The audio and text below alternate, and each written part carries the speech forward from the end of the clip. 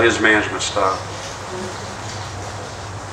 I'm over in his office one day, and I'm actually in a side office, and I look at this letter laying on the desk, and it's about me, and it's explaining how I'm such a bad manager and a bad business person.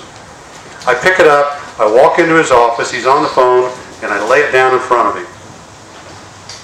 He hangs up the phone, he says, "You weren't supposed to see that." I said, "Obviously."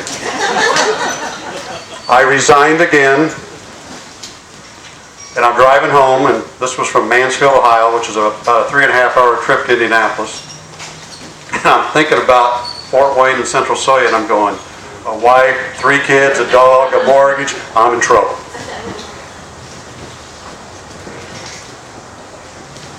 And I get home, and I tell my wife.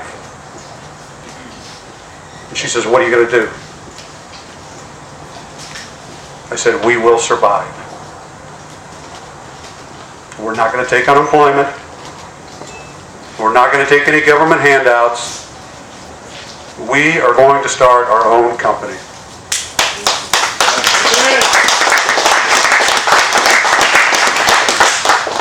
This was May of 1989. She went back to work as a legal secretary. I started EMS. My first account was my insurance agent. I would clean his office at night, and I'd spend all day selling. By the end of the first year, we were doing close to $1 million in business.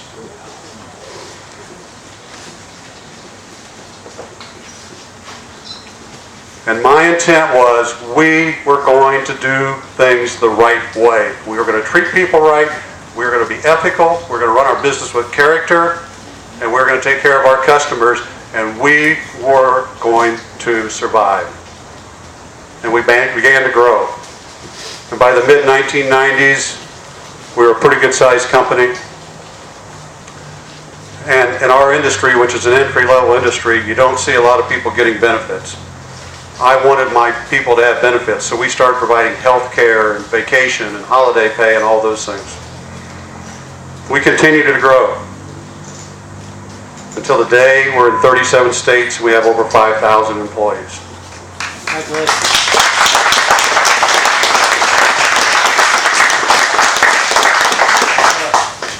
We're still a family business. All my kids are in the business. One son's in Utah running our operations.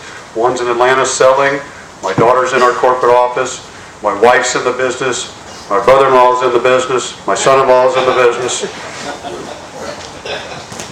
And trust me, they would rather work for somebody else.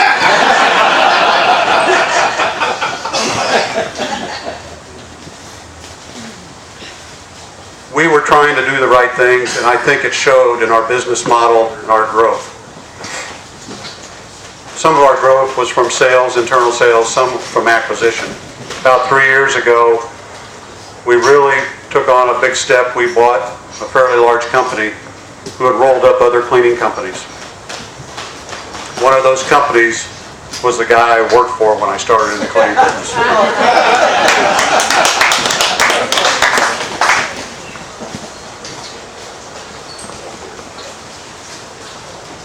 The sad thing about all this is about 5 years ago, the devil showed up at my doorstep in the form of the SEIU, the Service Employees International Union. And they're indiscriminate. They don't care who they come after. They have a business plan. They targeted 3 cities here in the Midwest: Indianapolis, Cincinnati, and Columbus, Ohio. It was called 3 Cities, 1 Future. And their goal was not to help employees. Their goal was to force unionize them. And the way they do this is they come to each city and they do a business plan. We organize this many janitors. We get this much revenue for monthly dues. This is our cost. This is our profit. Yes, profit. They do make profit also.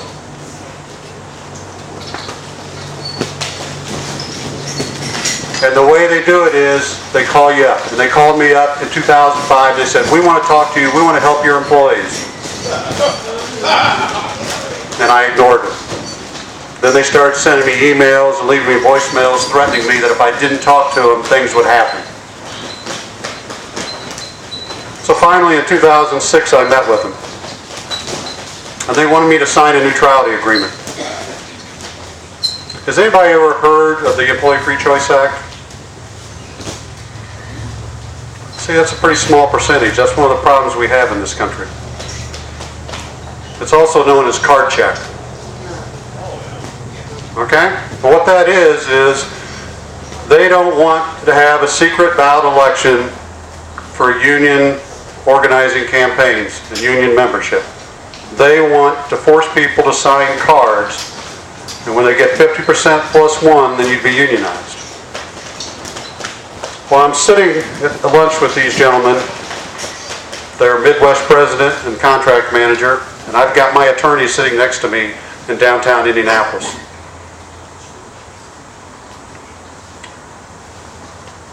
And they said, we want you to sign the neutrality agreement. I said, I haven't seen one. I can't sign something I haven't seen. They said, well, we want you to sign it anyway. I said, well, gentlemen, the meeting's over. Send me one, I'll look at it. It took them about a month and a half, and they sent it to me. And I met them again in September of 2006. And we're sitting there having lunch again. It is pretty cordial. But finally, the contract manager looks at me and he says, Mr. Bego, you're not going to sign the neutrality agreement, are you? I said, I have no intention of signing the neutrality agreement. It is morally wrong. I will not give up my employees' right to a secret ballot election. I will never sign it. And he looked at me and he says, Mr. Bego, we like conversation, but we enjoy confrontation. We are going to attack you, your employees, your company, your customers, and your friends in the next 90 days. And the battle began. The neutrality agreement was where they got the great idea for the Employee Free Choice Act. That's why they're trying to push it through Congress. The campaign, as I said before, is a corporate campaign. It's meant to destroy you financially and psychologically. I'm going to tell you a few stories so you understand what's going on. And I'll relate them to what you're seeing across the country in Indianapolis and in Madison and other state capitals. It happened to me on a smaller scale. But immediately they started picketing flyers, filing unfair labor practices, OSHA complaints, EEOC complaints. They had clergy people in our buildings blocking the doors. They had clergy people going to our customers asking them to cancel our contracts.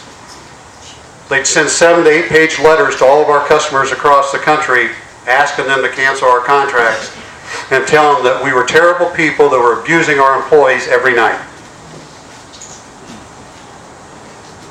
They leaked press releases on how bad we were, that we didn't care about people. And this is despite the fact that we as a company had made a concerted effort over the years to take care of our people. By the way, all of our major competitors were being attacked too. They all gave in and signed the neutrality agreement. We were the last ones standing. We fought them for 5 years. We spent over $1 million in legal fees to defend ourselves.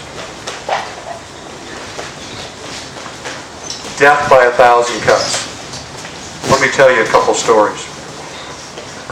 I want to tell one about the clergy first because previous speakers were talking about clergy and moral responsibility. There's a group out of Chicago called the Interfaith Workers Justice Group. Their sole purpose, they say, is to protect workers' rights. Their real goal is to support unions organizing. They organized clergy people in the Indianapolis area and one from the Bloomington area to attack EMS. As I said, in one of our main buildings, they blocked the doors and had to be hauled off by the police and thrown